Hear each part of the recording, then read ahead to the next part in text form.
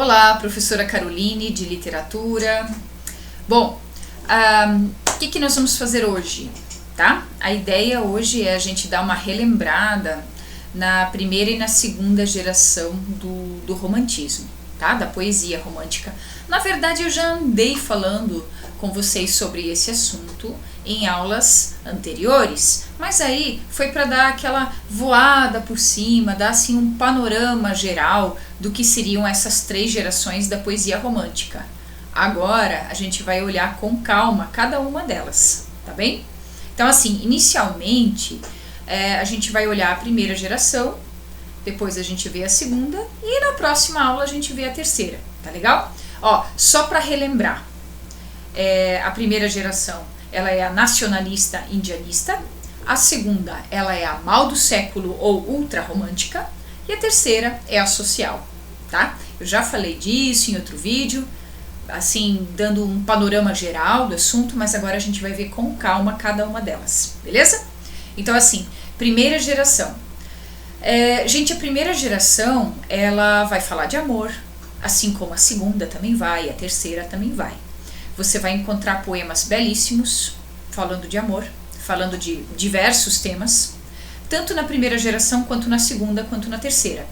Sempre de uma maneira muito emotiva, muito sentimental, muito dramática, né? A subjetividade, muito sentimentalismo mesmo, né? Um romantismo exagerado, assim, aquela coisa bem romântica mesmo, certo? Isso em todas as três gerações, tá? Só que a primeira, ela é chamada de geração nacionalista pelo seguinte: além de falar de amor, eles vão falar muito sobre o Brasil, né? E exaltar o Brasil, falar das belezas naturais, falar das matas, dos rios, da natureza, né? Gonçalves Dias, Canção do Exílio, minha terra tem palmeiras onde canta o sabiá, as aves que aqui gorjeiam, não gorjeiam como lá. É um poema, eu acho que é o poema mais famoso da literatura brasileira, porque todo mundo conhece, né? Até, sei lá, até pessoal que não fez ensino médio, né? Já ouviu falar em algum momento da Canção do Exílio, tá? O Gonçalves Dias escreveu esse poema quando ele estava fazendo faculdade em Portugal. Ele era um jovem de 20 e poucos anos fazendo faculdade lá, porque não existiam faculdades no Brasil, não tinha curso superior aqui ainda, e aí ele foi estudar lá. E ele estava com muita saudade do Brasil quando ele escreveu esse texto, certo? Outra coisa, então assim, não é só essa Canção do Exílio que fala do sabiá, das palmeiras, que o Brasil é lindo, nossos bosques têm mais vida, nosso céu tem mais estrelas. Não é só a Canção do Exílio, a gente tem vários poemas, né, que colocam o Brasil lá em cima e exaltam a beleza nacional, né, do Brasil, a beleza natural do nosso país, tá? Isso por conta do quê? Da independência do Brasil. Estávamos independentes e era necessário cortar o cordão umbilical com Portugal, né? Se autoafirmar como nação, dizer assim, ó, o Brasil é o Brasil, Portugal é Portugal. Então havia realmente uma intenção dos escritores de retratar o Brasil, de formar uma literatura brasileira, uma arte brasileira. Tanto a mesma coisa aconteceu com os pintores, né? Eles trataram de fazer pinturas assim que mostravam muito as árvores do Brasil, as praias do Brasil, os temas nacionais, tá? Os indígenas.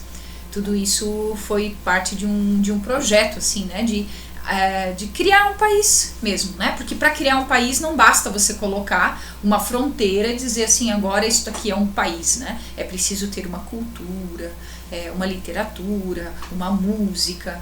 A gente precisa ter mais do que isso para formar uma nação, né? Pois bem, então, além de falar da beleza natural, né, esses escritores, o principal dessa geração aí, ó, é o Gonçalves Dias, eles começaram a falar do índio. Por que índio? Poemas indianistas. Porque foi a coisa mais brasileira que eles conseguiram pensar. O que é uma coisa assim, bem Brasil, assim, que não tem nada a ver com Portugal? Índio. Então eles inventam poemas onde o índio é o personagem principal, né? Ele é um índio idealizado, ele não é igual ao índio que você encontraria numa reserva lá no Xingu, não é. Ele é um índio que parece... o que significa a palavra idealizada, né? Idealizado, ele é um índio imaginado, é uma coisa meio Disney, pasteurizada, entende? Você pensa no Tarzan da Disney, você pensa na Pocahontas da Disney, e aí você tem uma noção do que seriam esses índios nesses poemas aí do Gonçalves Dias, né? Então, sempre de uma maneira meio forçada, tá? Fica com um jeitinho meio europeu. Lá na Europa eles estavam escrevendo muitas histórias de cavaleiros medievais. Aqui não ia dar para fazer isso porque a gente não teve Idade Média, né? Como é que vai fazer história de cavaleiro medieval se a gente não teve Idade Média? Então o índio é o nosso representante nacional, o índio é o herói nacional, o índio é o nosso cavaleiro medieval. Na falta de cavaleiro medieval que vá salvar a mocinha, o índio salva, tá bem? Então assim, ó, índios heróicos, né? Então, meu canto de morte, guerreiros ouvi, guerreiros descendo da tribo tupi, da tribo pujante que agora anda errante, sou bravo, sou forte, sou filho do norte. Meu canto de morte, guerreiros ouvi, né? Então, sobre guerreiros e tribos, Gonçalves Dias e Juca Pirama, tá? É meio estranho isso, mas faz parte do contexto da época de independência, né? A segunda geração, ela vai ser chamada de geração mal do século, tá? Ou ultra romântica. De todas as três gerações, ela é a mais dramática, ela é a mais sentimental, ela é a mais desesperada. Não é à toa que o nome é ultra romântica, né? É o amor levado às últimas consequências. É o amor, o desespero do amor não correspondido e a vontade de morrer por conta desse amor não correspondido, tá? É bem intenso, né? O que aconteceu assim para essa depressão coletiva, tá? Bom, primeiramente você tem que pensar o seguinte: tuberculose, uma doença que era incurável na época, as pessoas, não era vírus que transmitia, era bactéria, bacilo de Koch, né? E aí, hoje em dia tem tratamento, mas é um tratamento assim demorado, difícil, dura 6 meses o tratamento da tuberculose e você tem que levar bem a sério, porque senão a doença volta e te mata. Então é muito sério ainda, né? Só que hoje tem tratamento. Ainda assim, muito brasileiro morre de tuberculose, tá? Por, enfim, falta de cuidado, né? Mas na época dos escritores, eles não tinham cura nenhuma, então eles começavam a ter febre, atacavam o pulmão, eles começavam a tossir sangue e aí já era, né? Então assim, Álvares de Azevedo, que é o nome mais importante dessa geração, faleceu com 21 anos. Ele ia fazer 21, não chegou a fazer 21. Casimiro de Abreu, que também é dessa época, faleceu com 21. Castro Alves, que é da geração seguinte, faleceu com 23. Fagundes Varela, 35. Gonçalves Dias, acho que tinha 35 também.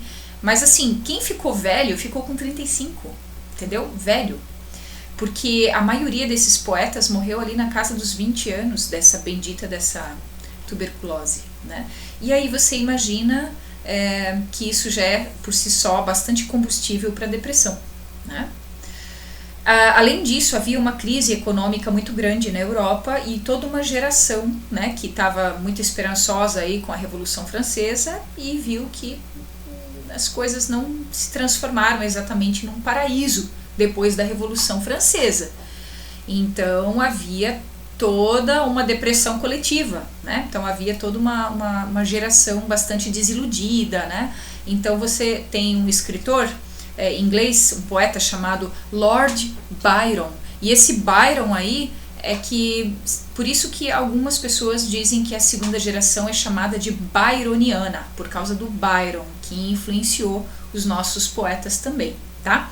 Nessa época escreveu-se muito conto macabro, tá? Frankenstein dessa época, Drácula, O Médico e o Monstro, as histórias do Edgar Allan Poe, então assim, bem intenso. O Álvares de Azevedo escreveu um livrinho de contos macabros chamado Noite na Taverna.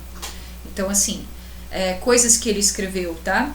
Como é triste morrer aos 20 anos sem nunca ter beijado os lábios da mulher amada. Ou outro trecho, quando eu morrer, me enterrem na floresta esquecida dos homens. Não coloquem uma cruz, não derramem uma lágrima sequer, não coloquem nenhuma flor no meu túmulo. Escrevam apenas, foi poeta, sonhou e amou na vida. Né?